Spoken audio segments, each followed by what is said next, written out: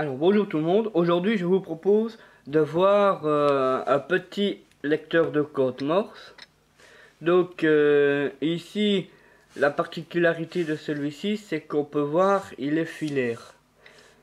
Pour faire du non filaire il faut faire des montages radio que là bon je n'ai pas encore les connaissances acquises pour pouvoir vous faire des exemples. Donc là on va se contenter pour le moment de montage filaire. Donc ici vous voyez qu'on a deux breadboards. Il faut juste imaginer que ce sont de très longs fils qui relient une breadboard à l'autre. Du fait que nous allons, au lieu d'en faire un, j'ai fait deux montages identiques sur les deux breadboards. Et je vous laisse le découvrir. Donc nous avons déjà deux alimentations, une en 5 volts pour la partie récepteur et pour la partie émetteur nous avons du 3 volts, 3,3 volts. Donc voilà, je vous laisse le découvrir, j'allume les alimentations.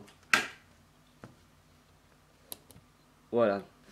Donc ici je vais appuyer ici. Voilà.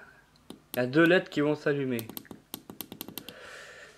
Donc nous avons la LED côté émetteur qui est rouge et le côté récepteur qui est verte pour bien distinguer les deux parties. Donc celui-ci va envoyer donc cette partie ici va envoyer un message, donc c'est la LED rouge qui sera allumée, et côté récepteur la LED verte sera elle allumée. De même que si je viens appuyer sur le bouton poussoir ici, ça sera inversé. Donc ça c'est la partie émetteur et la partie réceptrice est ici. Donc je vais appuyer, voilà, on va avoir la LED rouge de la partie émetteur ici qui sera allumée et la LED verte côté récepteur qui sera allumée aussi. Donc voilà. Donc ici c'est un petit lecteur de code Morse, mais je vous expliquerai qu'il n'y a pas que cette application qui peut être vue avec ce type de montage. Et ça, je vous expliquerai plus tard dans la vidéo. Alors voilà le schéma de ce circuit. On va déjà passer en revue tous les composants qui constituent donc ce montage. Donc ici, nous avons déjà une alimentation de 3 volts. Nous avons un bouton poussoir. Nous avons une première LED qui est, elle, la LED rouge sur la plaque. Nous avons une résistance de 470 ohms. Une deuxième résistance de 47 kΩ. Une troisième de 22 kΩ. Et alors, donc ça c'est ce qui constitue la partie émetteur. La partie récepteur, elle, sera constituée d'un transistor de type NPN BC547B, une deuxième LED qui elle sera verte pour bien différencier les deux circuits. Nous aurons une résistance de 1 kΩ et une alimentation de 4 volts et demi. Donc voilà un peu de quoi est constitué ce montage. Donc alors le courant lui va se comporter de cette façon. Il va partir du positif de l'alimentation et une fois que le bouton poussoir lui sera fermé, il va déjà venir traverser la LED et la résistance est retournée sur le pôle négatif. Donc la LED elle sera allumée. En même temps, il va venir traverser donc les deux résistances en série ici pour rejoindre le négatif de l'alimentation, et ces deux résistances vont former ce qu'on appelle un pont diviseur de tension qui va diviser, on va retrouver une tension plus petite ici que là, mais plus grande ici que là, et cette tension va venir alimenter la base de notre transistor qui se trouve ici.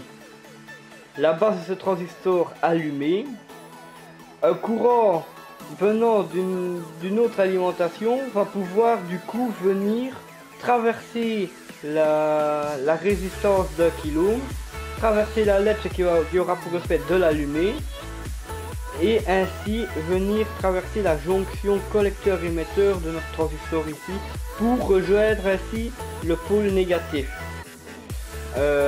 Il est important pour que le circuit fonctionne de relier toutes les masses ensemble, donc ce qui veut dire tous les pôles négatifs ensemble, tous les grounds ensemble. Donc le négatif ici, il est relié au négatif ici. Ça c'est très important, sinon le courant, le circuit ne fonctionnerait pas. Donc ce circuit, ben, je l'ai fait en 2 fois, hein, donc sur une breadboard on a ce schéma là, et sur une deuxième breadboard on a de retour ce schéma là. Donc j'expliquais aussi que ce genre de montage ne pouvait être utilisé d'autre façon que par ce petit montage de lecteur de code morte, en remplaçant tout simplement ici le bouton poussoir par une photorésistance, toujours en restant dans le genre montage filaire. On va pouvoir faire un détecteur de clarté. Donc pour donner un exemple, pour détecter que dans une pièce par exemple la lumière est allumée, ben ce circuit va pouvoir être parfait quoi. Donc on va dire je suis dans le salon, on va dire, et je veux surveiller si la salle de bain est allumée ou éteinte. Et ben je vais mettre du coup le récepteur, la partie émetteur plutôt, excusez-moi. La partie émetteur, je la mettrai alors du coup dans la salle de bain, et au travers d'un réseau de fils, d'assez long fil, alors jusqu'à mon salon, je vais pouvoir alors y mettre le récepteur dans ma pièce de vie, et voir ainsi si quelqu'un a allumé ou non la salle de bain. Donc voilà un peu un autre style d'application possible avec ce genre de circuit. Donc voilà, alors voilà pour ce qui est de ce montage. Donc comme vous pouvez le voir, j'ai échangé donc le bouton poussoir par une photorésistance ici, et j'ai gardé donc l'autre bouton poussoir ici. Pour vous donner donc avec la photorésistance l'exemple du détecteur pour voir si une pièce est allumée ou éteinte. Donc voilà, ici je vais tout simplement obstruer la lumière de la photorésistance, et là on voit que les LED elles s'éteignent. Voilà, les LED elles sont éteintes. Je remets vers la lumière, les LED elles sont allumées. Donc comme on peut voir, la partie récepteur détecte que la partie émetteur ouais, est soumise à de la lumière qui vient frapper la photorésistance. Donc dans ma pièce, alors dans mon salon, je sais voir que la salle de bain est allumée. Quand la salle de bain est éteinte, voilà, le récepteur dans mon salon lui est éteint. Et alors j'ai gardé la version bouton poussoir, et comme ça vous voyez un peu les deux façons de faire et les deux applications qu'on peut avoir avec ce genre de circuit.